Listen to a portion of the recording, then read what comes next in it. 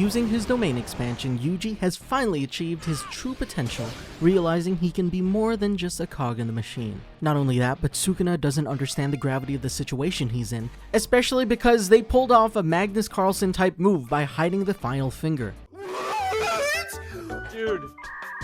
He's gonna lose! For those of you that don't know who Magnus Carlsen is, you should watch more chess.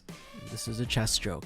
We all believed that chapter 265 was going to be the best chapter for a while, but it seems like Gege has decided to deliver peak after peak. Buckle up, because there's a lot to uncover in this chapter. And let's begin from the very start. The chapter begins with Yuji speaking to Megumi using his domain expansion.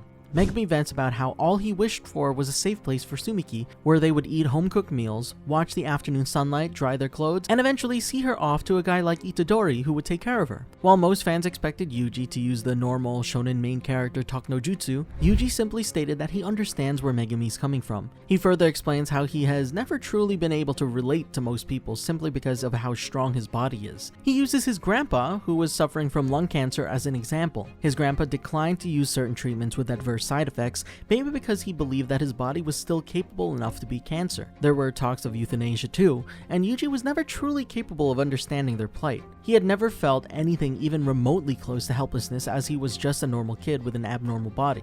However, since the time he became a Jujutsu sorcerer, he has faced so many unfavorable and helpless situations that he started to empathize with his grandpa truly and others stuck in a situation. Now that Sumiki is dead, there's nothing left for him to care about, and Yuji understands the pain. With this, Yuji leaves Fushiguro, allowing him to take the time to decide whether he wants everything to end here or not. The scene changes to Sukuna using the hollow wicker basket to nullify the short hit effect of Yuji's domain. He also explains that generally, the wicker basket would be destroyed in a matter of seconds, but since he has 4 hands, Sukuna can use a hand sign to maintain the technique while fighting back. As the two approach each other, a gaggle of geese, which is a group of geese, fly away in different directions. While this may not seem important at first, religious symbolisms tell a great deal about what's to come in Jujutsu Kaisen. A goose is called Hamsa in Sanskrit, and the flight of Hamsa symbolizes the release of one from the cycle of birth, death, and reincarnation, known as samsara in Hinduism. The last time a goose was shown in any way, we saw a major event unfold. Of course, I am referring to the Zenin clan massacre.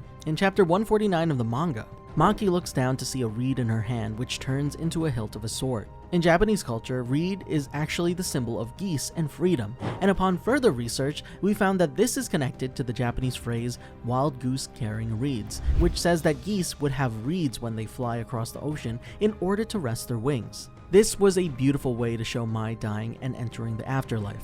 Gege Akutami has previously used animals to create symbolism as well, with the most explicit one referring to Mahito as a rabbit and Yuji as a wolf in the snow. Sukuna has cheated death and disrupted the samsara cycle, but no more. With his domain, Yuji has created a possibility of death for Sukuna, a being who is essentially immortal, and the geese signifying that. Before you guys start jumping out of happiness that fraud Kuna is finally going to bite the dust, Mai also said that to gain something, you have to provide something in return. Of course, it can't mean something trivial in exchange for Sukuna's knife, and it could even mean that Yuji has to sacrifice himself. Now, before we get ahead of ourselves, there's still a lot to talk about in the chapter. The fighting continues as the two engage in a pure slugfest. This is completely against Sukuna's plan, which might come off as a shock at first, but it makes sense. Sukuna is already backed into a corner because he can't use his techniques, as he's still affected by the unlimited void, and due to being involved in countless challenging fights. Like seriously, how many chapters has it been that Sukuna's been fighting? It's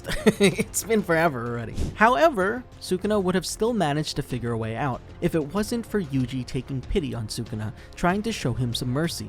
When you've been the most dominant force for 1,000 years, akin to a natural disaster, it'll of course hurt your pride. Not once in 1,000 years has anyone even stood at the same level as Sukuna, let alone looked down on him. Even people like Gojo and Kashimo knew that they were the underdogs in ways because Sukuna was the ceiling they were tasked to break through from. It will be like accepting defeat for Sukuna if he doesn't make Yuji regret those words, and hence he wants to make sure that Yuji lives long enough to see the world suffer for his words. Since Sukuna lived inside Yuji, he knew that using psychological warfare like Mahito could help him bring Yuji to his knees. However, what Sukuna does not realize is that this Yuji has truly changed and he has the upper hand right now.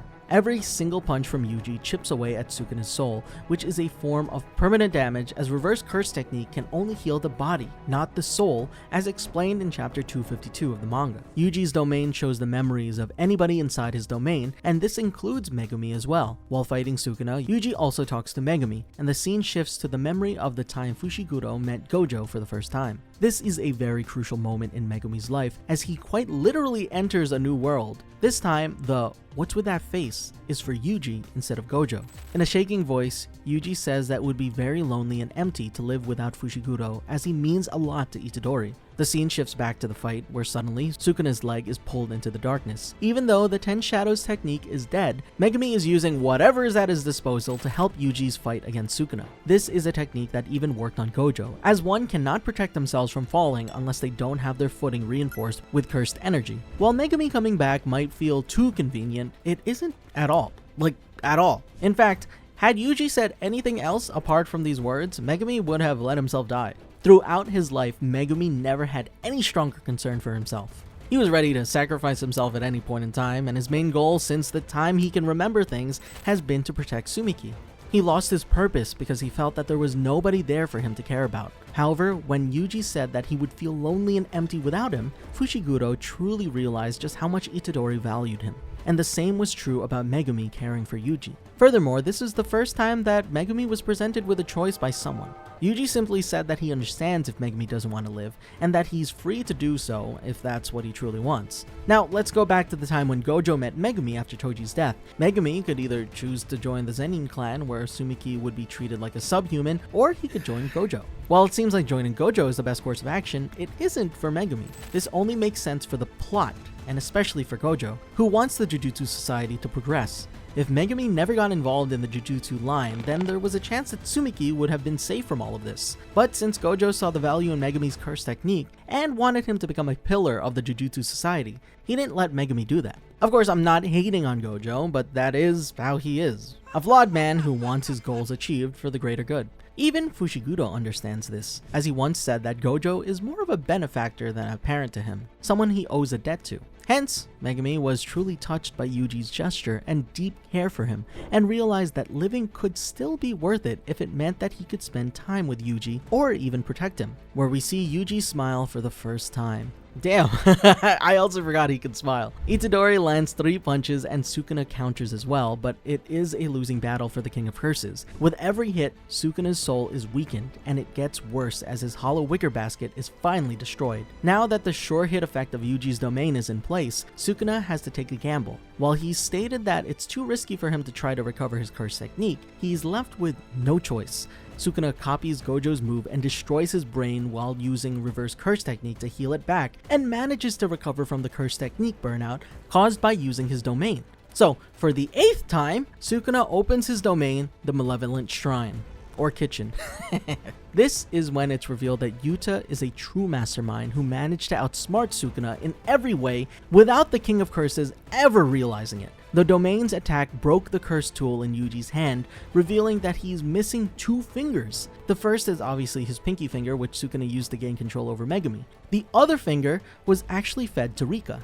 This way, Sukuna was fooled into believing that his last finger, hidden by Gojo to prevent Yuji's death, was used by Yuta to use copy and gain access to Sukuna's shrine technique. What Sukuna failed to realize was the fact that Yuta's copy technique's true strength lies in allowing him to have 2 of the same cards. This was shown with Jacob's ladder as well. It's revealed that Sukuna's last finger is sealed and tied up somewhere safe, connected to a spiral of stairs. This was only possible because Yuji is now a cursed object, soaked in Sukuna's energy.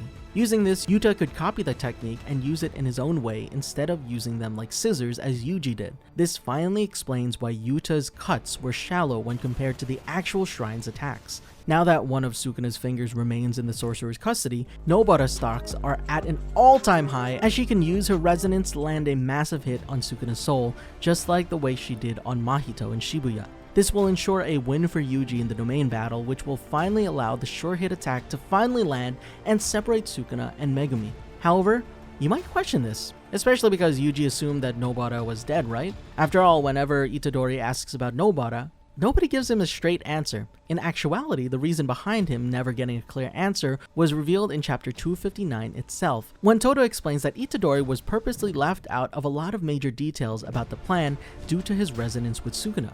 In fact, this was foreshadowed in multiple ways. Take the Jujutsu Kaisen Avant MV for example. This video shows Sukuna's last finger tied up somewhere, which is then hit by Nobara's nail. Sukuna's defeat would mean that Kenjaku's plan will truly begin, as he had made all the relevant preparations beforehand, and our casted sorcerers will be left to face against the real strongest creature that Kenjaku wanted to create. And with that, the chapter comes to an end. Let us know your thoughts below, and make sure to subscribe to keep up with Jujutsu Kaisen and your other favorite anime, here on the Amagi.